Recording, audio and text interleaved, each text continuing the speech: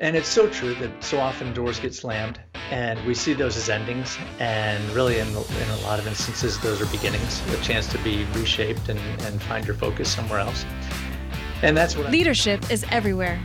In our work, in our family, in our community.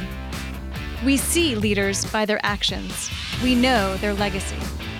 This podcast is about leaders, people just like you, doing amazing things every day. I hope these stories inspire you, they motivate you, and they fuel your leadership legacy. My name is Vicki Guy. Welcome to Ignite. Hi, and welcome to Ignite.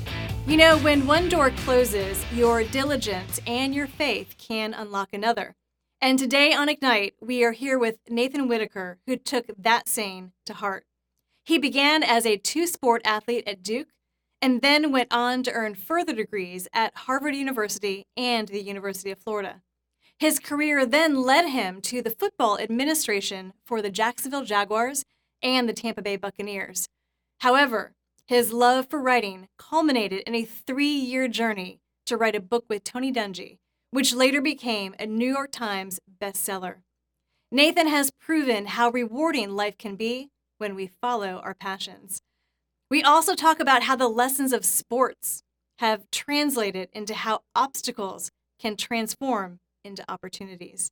After this short break, we'll be back to talk to Nathan. Hey IT pros, let IT Pro TV add food, drinks, and fun to your next meetup. Sysadmins, security groups, network admins, and more, tell us about your meetup and we may send you a meetup kit to make your meeting extra special. Your kit contains a gift card for refreshments, t-shirts, and stickers to give away, plus access codes for all of your group members to try IT Pro TV for free. Request a meetup sponsorship kit for your group today. Visit www.itpro.tv/events. Hi, and welcome back to Ignite. Today we're here with Nathan Whitaker. He is an author, a best-selling author that is, and a speaker. Nathan, welcome to Ignite. How you doing? I'm doing great, Vicki. Thanks so much for having me. You're welcome. Thanks for being here with us. You have a really interesting background, and I'm really excited to tell your story today and hear a little bit about your journey. As I mentioned in the introduction, you have a best-selling book out. We'll talk about that in just a moment. But I am wondering if you've always wanted to be an author. Is that kind of how you kicked off your career and you jumped into journalism or some kind of writing and that kind of took off? Or how did your career get started in that? Yeah, that would show a clarity of thought that I've never had. Okay. I actually did not start in that area at all. I was an English major in college, but really wanted to go into journalism. So I did have that thought in the back of my mind that I might like to write. More than anything, I think I like to read, but wanted to write. Duke does not have a journalism school. And so I ended up being an English major and went back years later. And we can talk a little bit more about the circuitous route that I took to get to where I was. But years later, I went back and was speaking at Duke. And a professor said, well, I guess your English degree got you started on your writing journey. And I said, well, there was only one creative writing class that you guys even offered. And based on the fact that I was rejected from from getting into the class based on my writing sample, no, it actually took me 17 years to ever write a book. And so that's kind of really where that came into play. So anyway, it was not very carefully thought out. I'm glad I'm doing this now, but this is not where I realized that I'd be heading when I got out of school. Yeah. And, you know, so many people I think I've talked to can say the same thing, that they didn't realize that that's where their life would have ended up, that it wasn't the plan to begin with. So what did you do? Tell us a little bit about how you have started your career and a little bit about the journey. Sure. Yeah. So I finished with that English degree and ended up going to law school. I was going to take the LSAT, the GMAT, the GRE, and I had no idea what to do next. And instead, took the LSAT first and ended up with a perfect score. Turns out that my one life skill is test taking. So give me a standardized test. And so anyway, it turns out that's not a career path. So I had to do something with that standardized test. So I went to law school and finished there and ended up practicing law. I clerked for a federal judge for a couple of years, practiced law for a couple of years. My dad's an attorney, and I'd grown up seeing that and knew that was great for him, and he was great at it, and a lot of other really, really high quality folks in that field. But it wasn't right for me. And I kind of knew it in my heart going in that the law degree would be just kind of adding to my education and figuring out what was next. And the next thing I knew, I was in a 250 attorney law firm in North Carolina, which was, they did great work, but it wasn't for me. And so that's when I decided to try something different and actually kind of transitioned at least out of the day-to-day practice of law. Yeah. Law is such an interesting field because, first of all, you have to be super smart. And obviously, by acing that exam, that clearly tells me that, well, you're probably a good test taker, but you're also pretty darn smart, right? So let's give you kudos for that. Um, but, then also just the field of law, there's a lot of critical thinking. You're constantly having to move on your feet and think through things analytically. You put a lot of time and energy into that. And then to say, wow, this is not for me, that's kind of scary, I would imagine. Yeah, I think on the one hand, I'm, as my wife's quick to say, I'm educated beyond my intelligence. And so the law degree was great, but I'm not sure that I was ever, in fact, I know I was not ever the smartest person in my class. In fact, I was never close. But one of the things it did early on, I had somebody tell me that one of the best things about finishing law school, they said they were a couple of years ahead of me. They said whenever they got into a debate around the house, that they could clearly enumerate their argument. They'd say, sweetie, actually, there's three problems with what you just said. And so I decided that the critical thinking certainly was something to be gleaned, but I had to be careful when I used it. So that is a good education to have. But I wasn't ever sure that I wanted to do anything. So going in on the front end with that mindset of kind of holding on to it loosely, that this might help me in other areas, it made it easier to know that once I decided that I wasn't going to practice law, it made it easier to just walk away. Mm-hmm. Nathan, this podcast, Ignite, is all about stories about people who have done cool things in their own spaces and have created a leadership presence. And I know just from knowing a little bit about your story that you moved on from that law career and you have created a space for yourself. Tell us how that started, like how you moved on from that decision to say, I'm going to do law, and then go, oops, wait a minute, this is not for me. I'm going to make a change. What did that look like? Well, I had been in sports growing up. I loved playing sports. I played football and baseball in college, and so knew I wanted to be in sports or around it if I could. And unfortunately, being on the playing field in professional sports was not an option. So I tried to figure out if there was a way to do it in the front office. So I had a couple of interviews while I was still working at the law firm. Actually interviewed with the NCAA and thought about going there. But, growing up in Gainesville, and I'm older than a lot of people, but being in Gainesville in the 80s, the NCAA was on campus at UF a little more than we would have liked. And so decided the NCAA was not the best spot for me ultimately, and went off to actually start with the Jacksonville Jaguars. And they hired me to do some legal work, but really primarily to get my foot in the door. They asked me to handle travel. So I did a year of team travel, which with my organizational skills and the like was not a good fit. Some folks are great at that. They've got the list. They know exactly what's happening. And meanwhile, I've got scraps of paper and thinking, wait, was it the back pocket that had the hotel rooming list? Or Right. So I did it for a year. Yeah. Right, exactly. Where are we in Cincinnati? No, Cleveland. Oh, shoot.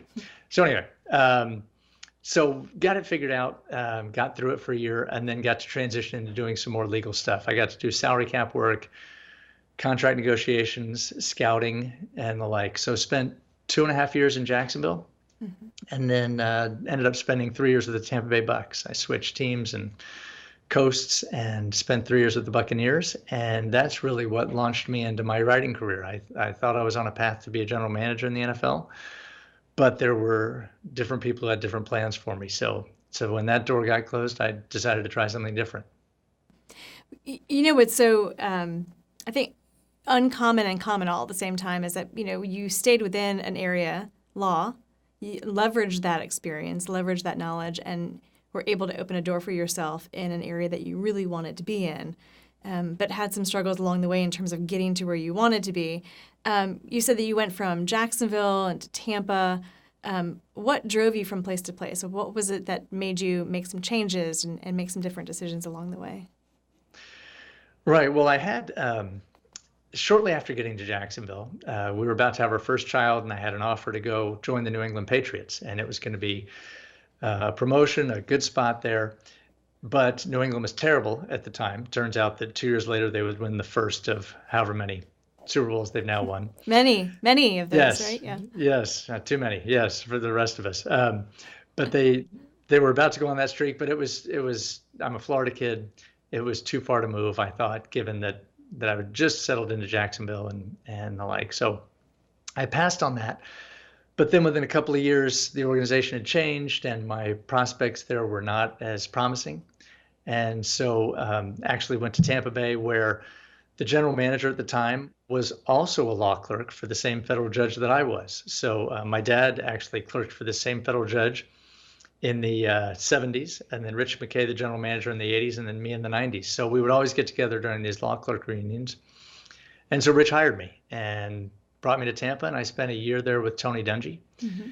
And then Tony was fired and went with the Colts. And then I spent 2 years with John Gruden. So in the space of 5 years in the NFL, I'd worked for Tom Coughlin, John Gruden, Tony Dungy, and seen a lot of great leaders. And so it was a really great learning experience from that standpoint of seeing, really kind of having a front row seat of leadership and how a chief executive officer handles an organization and the like. So really, really good experiences. But then that came to a crashing halt as well. So then I had to figure out what was next. Well, I want to hear about that crashing halt, but first, just the fact that you put all of those names into one sentence, you clearly were able to see very, very different styles of leadership because all of them are very, I mean, I don't know them personally, but I only imagine from what I do know about them, they all have very different styles of how they motivate and engage and get teams to kind of work together and move ahead. I have a feeling those have really had an impact, seeing all the different styles and how you've been able to translate that into some of the writing that you do today. Yes, no question. I've seen, Coach Coughlin had books all over his office, leadership books from Patton, others along in that same vein, and was very much a disciplinarian and saw certain things with him that at the time he thought, I'm not sure this makes a whole lot of sense. And then he realized there was a method to it of he was going to draw lines and then kind of back off of those over time rather than decide that he needed to try to work the other way over time. Mm-hmm. And so that was even part of a carefully thought out plan. And then get to Tampa where Tony was just going to do things in a very different manner and very much more on a low key standard and the way he did it. And then really Tony had several books, but really the one that was front and center that he always relied on was the Bible. And so he would, and we were joking when we were working on Tony's book, and not to jump ahead in the story, but Tony said that he would occasionally, he said, I didn't preach out of it, but before one game, I told it was on a Wednesday in the team meeting, I talked about how we had, very little shot to win, and the media was going to talk about how we had no chance, and it was much like David and Goliath. And he said, and I just read a verse to him out of there about David selecting 5 smooth stones or something like that. And he said several of the guys came up afterwards and went, wait, that story's in a book? So Tony said it was very interesting at times to kind of come at that from a different angle. Mm-hmm. So that was Tony's approach. And then Coach Gruden was again, just very different in how he approached things. And so it really was an interesting way to see 3 very different styles of leadership and be able to pull different things from each one. They all had different things to add. And that's important to do, is to be able to observe and look and see what works for them and then see how that fits into what might work for you over time. Would you describe that your leadership style is similar or different, or, how has that shaped your style? Yeah, I've probably pulled from all 3. The challenge I've got is that I'm not nearly as wise or as smart as any of those. So I've taken from those 3. I've also pulled from others that I've watched and learned from. And there are a lot of great folks out there right now. And of course, I'm forever quoting John Maxwell and pulling teamwork concepts from Patrick Lencioni and others. But it's really been those 3. It really gave me a lot of things that I was able to draw on and pull from since then. Mm-hmm. Yeah, actually, I think. Going back, you said Patrick Lencioni. That was the first time I met you, is when we were looking at that book, 5 Dysfunctions of a Team, in a class at UF. So that just took me back for a moment, for sure. Right. Yeah. So you talked about a little bit about a crashing halt. You said that all this stuff kind of came. What happened? What was that? So first I, made the ill-fated decision, and I think it's funny, my wife had forgotten the New England Patriots story, Hmm. and she heard me giving a talk about 2 months ago, and I was talking about adversity and walking through some of those things, and I could see her face in the back, and she had this stricken look on her face, and afterwards I went and talked to her, and she said, you know what, I totally blocked all that out, that we could have had, whatever that situation would have been, some good, some bad, and our lives would have been totally different over the last 20 years. Hmm. So it was funny how some of those things happened. So there was the Patriots, then I got to Tampa, and after a year they fired Tony, and I had an offer to go with the Chicago Bears. And again, another promotion. I was going to be one of their top execs, and so I really thought, hey, this is the answer for me. That I went to Duke, and then I went to Harvard, and then I did these other things, and I thought, okay, look, these doors are opening, and I'm on a path to be a general manager, and at the time I was doing scouting, and the Buccaneers were sending me on the road to colleges, and I was doing a variety of things, and I thought, okay, this is clearly the next step. Sure. But because I was under contract, the Buccaneers were entitled to block me from pursuing the Bears opportunity, and they did. Oh, And so they said, they said they had big plans for me, and Coach Gruden was going to reshape things and make things over, and so they wanted me to be a part of that. And so I really didn't have any choice, but tried to make the best of it. The next year we won the Super Bowl, which was great.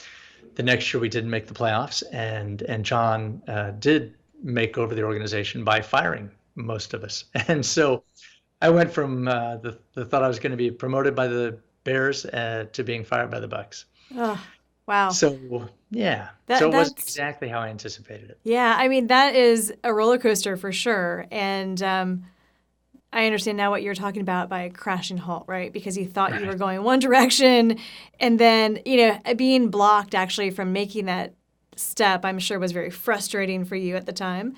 And Mhm. now, and then being fired, I'm sure that probably Right. angered you a little bit. And just before we get back to that, I just want to remind everybody that that's listening to our podcast that we're talking to Nathan Whitaker. He is an author and a speaker, and we're talking a little bit about his journey from going from being in law to now being a best-selling author. So that stumbling block, I'm going to call it a stumbling block for right now. I don't know if it's a stumbling Sure. block, but I'm sure it definitely had an impact on the next step for you.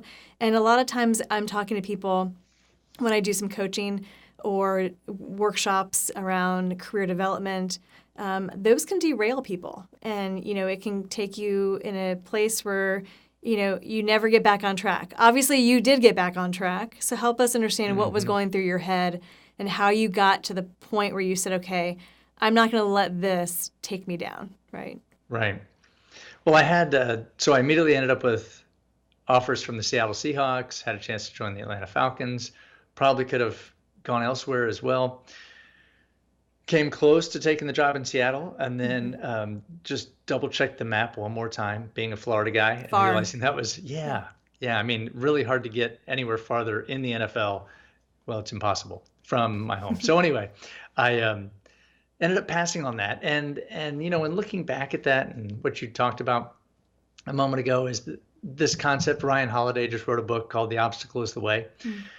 and it's so true that so often doors get slammed, and we see those as endings, and really in a lot of instances those are beginnings, a chance to be reshaped and find your focus somewhere else. And that's what I was able to do. So I realized that maybe going to Seattle was not the answer, and maybe I needed to try something else. The new general manager of the Bucks, who fired me, we worked together for 8 days. Coach Gruden brought him in. I worked for Bruce Allen, this new GM, for 8 days, and then Bruce brought me in and said that they were going to let me go. So I saw him several years ago, Bruce, and ran into him at a function, and I said, "Hey, I just want to let you know that we held a party the other day on January 16th of the date. It was the 10-year anniversary of you firing me." And he thought I was joking. And I said, no, no, no. My in-laws came, my parents came, my Serious? wife, other friends. We had a Yeah. party. And people brought, they brought either little images of fire trucks or fireplaces or matches or whatever, but it all had to tie into this theme of fire and being fired and the fact that it was the 10th anniversary.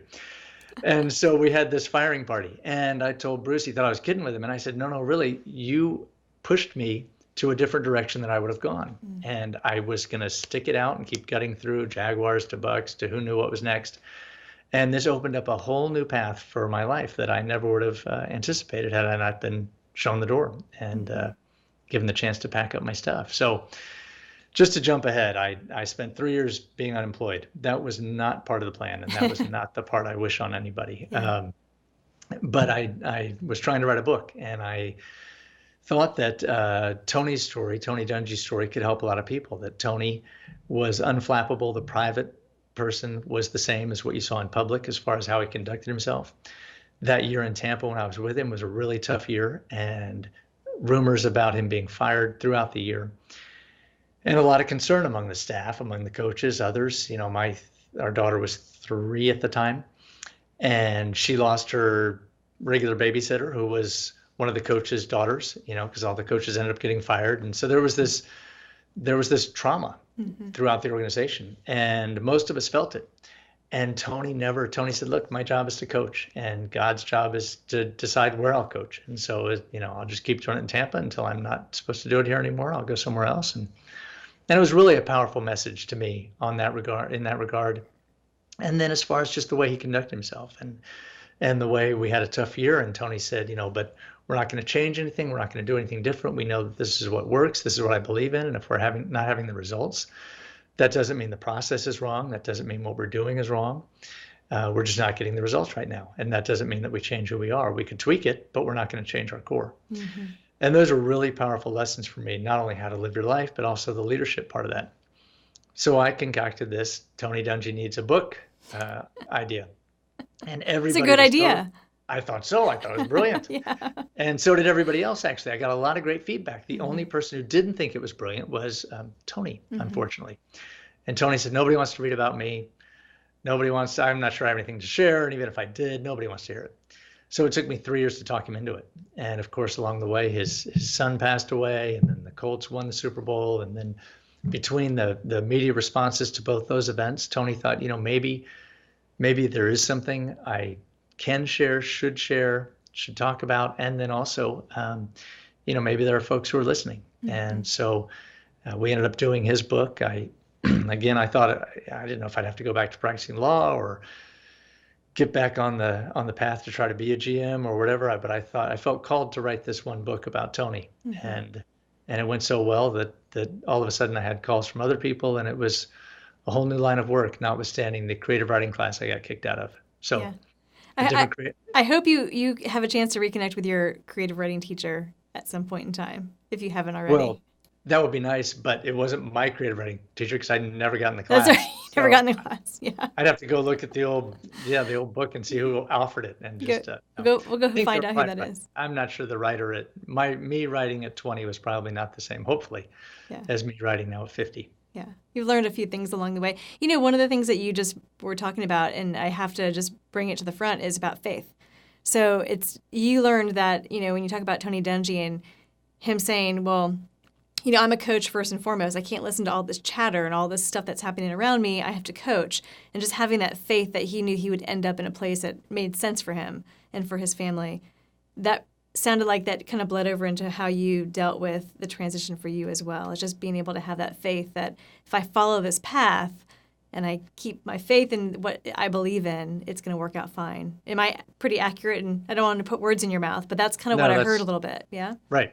Totally true. And I'm a person of faith from the standpoint of I think God has me on a path, and I'm, again, educated, very well educated, considering that I'm really not all that smart, and had a lot of advantages along the way. But then the question becomes, what do you do with that, right? I mean, I've had these opportunities. I've had this chance to interact with really, really smart people. And so what am I supposed to do with that? And kept pushing ahead thinking, I think there is something where I'm supposed to help some folks, whether it's a handful of people right around me or just my family, and I don't mean to say just, but, we all have different spheres of influence. And it turned out through Tony that it ended up being a lot broader than that. And so that was great. But I didn't know whether it was supposed to be targeted or broader, but either way, I thought if I keep pushing and moving ahead, having settled that, there were some dark moments. I went back and talked to a group of high school kids, and they said, what's one thing that you wish you'd learned at our age? And I said, well, people kind of talked about failure, but they didn't promise me that I would experience it and experience it regularly, which I guess I wish, somebody could have told me that. The other thing too, I told them is that the truism of it's always darkest before the dawn. Hmm. The challenge there, at least for me, is that unlike the solar tables, we don't exactly know when the sun's coming up on whatever else is going on in our lives. So when it feels really, really dark, we just have to keep pushing, right? And you have to keep Hmm. thinking, well, it can't get any worse than this, I guess, which, knock on wood, it probably always can. But the reality is, um, that if we keep pushing ahead, you never know when the sun's going to break through. And Hmm. and so that's a very hard lesson though when you're in the middle of it. Yeah. But important to remember, at least it has been for me. Yeah. And all those lessons, over time, they shape us who we are today, right? So we should be Hmm. grateful for all of those lessons, definitely. Um, in terms of writing those books, I know that right now you're writing books telling stories about the lives and lessons from other people. But how much of what you've learned have you been able to infuse in some of that information? It's been really good experience from the standpoint of I've done several memoirs, and there I think there's a creative aspect to it where um, I don't know. I probably shouldn't say it this way, but the publisher of Tony's book, shortly before his book came out, they said, what's a genre you really think is poorly done and you don't enjoy reading? And I said, sports biographies. And they kind of blanched, and I said, well, most of them are terrible. They're just facts and figures Yeah. there, and this happened, and then this happened, and I enjoy fiction. I enjoy a story. I enjoy a cliffhanger. I enjoy something hidden. And so I tried to do that with Tony's story, and I couldn't very well make up things. But at the same time, and Tony was reviewing it, and Tony's great. His mom taught English for 20 years, and he would go through and redline it and make changes and fix the words and tell me there were too many Harvard words and he needed more University of Minnesota words, and not accurate because his vocabulary is better than mine, but he was always joking about that. And so he was working his way through it. But a couple of times he said, hey, look, when I tell this story, right, you've talked about this part of me in college and this experience. But then this is going to come back, this is really going to shape us when I'm with the Buccaneers or the Colts or something. And you left that part out. And I said, you got to keep reading. Hmm. And so it was a different experience for him and for me as far as trying to not make it this literal retelling, but actually to have these Easter eggs, if you will, or things hidden and tucked away that the reader will find later. Yeah. And so anyway, that was part of where I think the creative process comes around. The other part too is in the leadership books, and now most recently a teamwork book. That Tony is so collaborative and the way he goes about things, he welcomes ideas. And so I basically came up with the storyline for this most recent teamwork book. But then we together had come up with this idea of, okay, here are Tony really primarily, here are the four essential parts of teamwork. And then we kind of fleshed those out.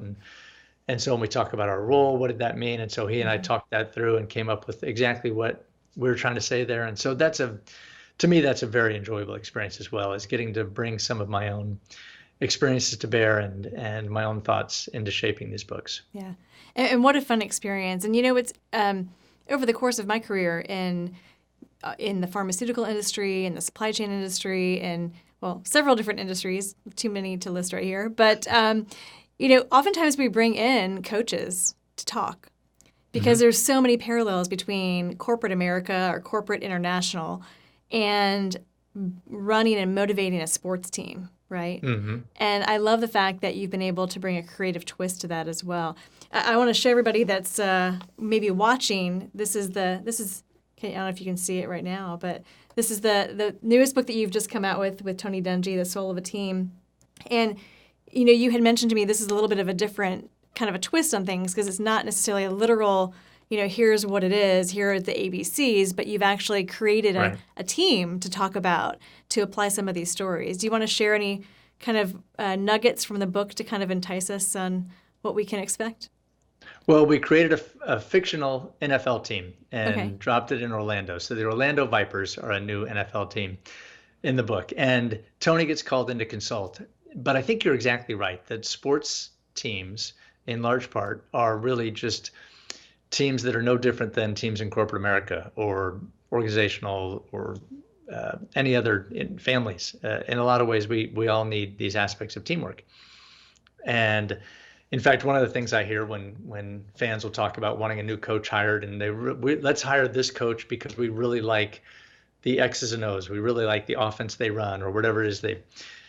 But so often when you are hiring a coach and now putting him in the head coaching role, you're really hiring him as a CEO or her as a CEO.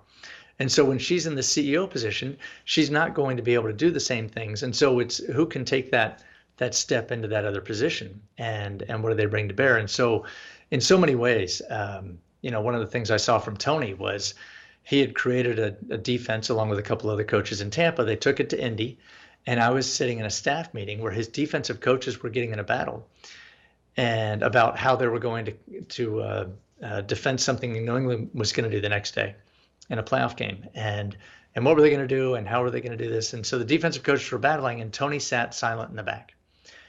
And after the meeting, I said to Tony, clearly you came up with this. I mean, you could have come up with the answer. And he said, they ultimately ended up in a good spot, I think, and I hired them to do that job.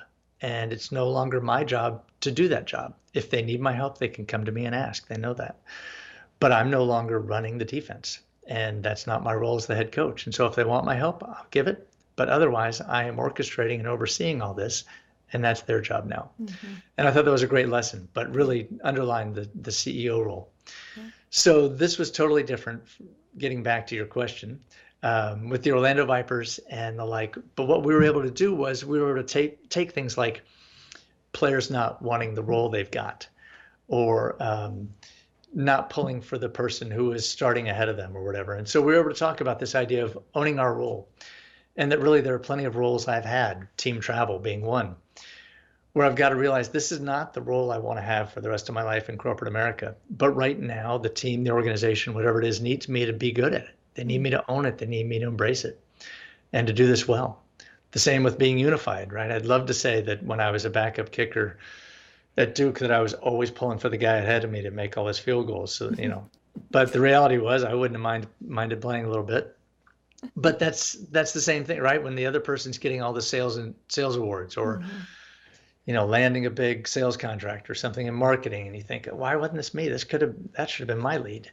And how do you pull for the other person who's next to you and realize that, hey, we're actually collaborating and don't need to view ourselves as competitors if we're on the same team. So taking those from a football standpoint and really trying to make it broader, we also were able to do it in a fictional way where, as Tony was saying in an interview recently, you can't tell if we're talking about this receiver or that receiver because we fictionalized it, so you don't know who we're talking about. Protecting the innocent is what you're doing. Exactly. Well, absolutely. Or protecting the guilty. The guilty. In a lot of it, yes. In a lot of these. Yeah. Yeah. The parallels are really, we could go on and on about the parallels between the strategy, the conflict resolution, the communication, what he talked about in terms of, it's not really my job. I'm the head coach. Not my job anymore. So what a great coach in general to notice that his job has done in a certain way, and he's kind of handing off the baton and delegating to other people. So right. Many lessons I'm sure that are in this book and some of the other books that you've written with him as well in the past. So I'm looking forward to digging in. So thanks. And in some way, I was just going to say, in some way that being silent is harder than jumping in and answering it, right? Way harder. It was probably in a 15-minute or 20-minute meeting where it could have been over in 30 seconds. Yeah, depending on your personality, you might just want to say, this is what I know, and let me tell you how to do it, kind of thing, right? Let me just do it myself. It'll be easier if I just do it myself. Mm-hmm. But the reality is it won't tomorrow or the next week or the next if you've always done it yourself. Mm-hmm. Mm-hmm. Yeah. So out of all of these experiences, going through your own personal kind of journey through your career and then working so closely with Tony, you've also written a book with Tim Tebow, I know. So I'm sure that was a whole nother experience. We could talk for a lot longer on that one as well. But through all of these experiences, would you say that there was one or two things that you've taken away personally to that really, you say, when as a leader, I want people to know me as X? Like, what would that be? The one thing that really keeps coming back from these folks I've worked with, and then the judge I clerked for, and then my dad and the like, is the idea at the end of the day that our word matters, that integrity matters. And sometimes people don't seem to be paying as much attention to that these days. But I really think, at least for me, I want people to be able to know that when I say something, that's what it is. And I think that's really important. And the other part that fits into that, though, is that, Tim, totally different style of interacting with folks than Tony, right? Mm-hmm. Tony's totally quiet and stoic. And when Tony gets more excited, his voice drops, and he speaks more quietly because he wants you to listen in and have to lean in and focus. Mm-hmm. Tim has a different approach when he gets excited, and we've all seen him on the field of getting very emotional. And I realized that all that works. They all work we don't have to change to become somebody else. And that when you're in a role of leadership, and I think most of us are, and we're trying to influence and make a difference, that when you're in a role, you don't have to change who you are. And you don't have to all of a sudden become, well, I'm going to be Nick Saban because I've seen him do this, or I'm going to become Bill Belichick, or I'm going to become Tony Dungy. If that's not how you're wired, then that's not who you need to stay who you are. And there are skills you can add, and there's certainly things that you can learn along the way, but you don't have to change the core of who you are. And to me, that's part of integrity as well, is knowing who you are and how that can impact others as well. Yeah. It takes a little bit of maturity and growing up to be able to get to that point, right? To be real and authentic. It does. Yeah. It does. And when I get there, I'll let you know. You're very, very modest. I appreciate that.